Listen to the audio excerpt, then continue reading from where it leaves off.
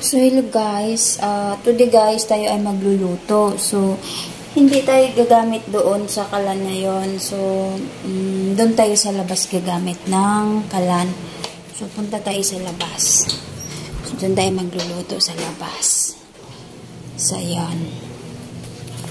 So doon sa labas guys. Papakita ko sa inyo yung labas. So ayun. So dyan tayo magluluto. Doon. Kasi yung lulutuin natin guys ay masyadong masarap. So, di ba masarap yung lulutuin ko? Kaya dito ako sa labas? Oo. Oh, di ba?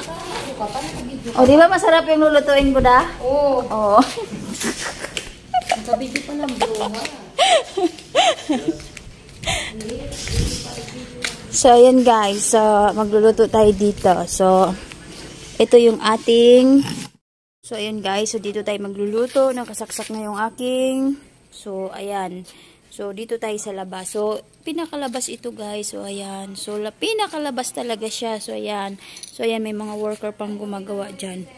So, ayan. So, ayan. May gumagawa dyan. So, ngayon, magluluto ako dito. Ayan. So, nag-birthday nga pala kagabi yung boss ko. So, ayan siya. So, nag-birthday siya kagabi. So, ayan. Marami kami naghandaan kami dito. So, ayan siya. O, ayan. Yan si Pogi. Yan. So, ayan. Tapos yan guys. Tapos dito, yan. Magluluto ako ngayon dito ng masarap na food. Food namin. So, tanghalian na kasi kaya kailangan ko nang magluto. So, ayan guys. Painitin lang natin yung ating kalan. So, nagugutom na nga ako guys eh. So, ayan. So, hintay lang natin. So, ginamit natin ngayon na pangluto ay induction. So, yun.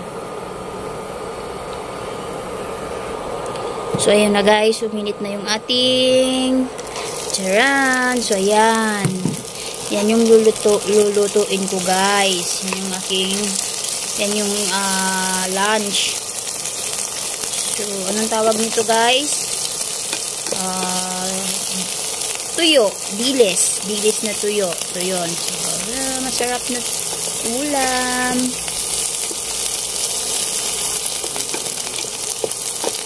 Oh, dahil ang ulam namin, dahil may handaan kagabi, ang ulam namin ay bongga.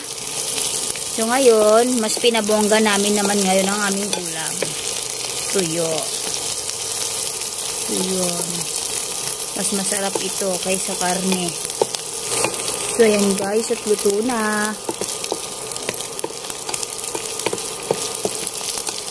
So, ayan guys. Luto na yung ating food.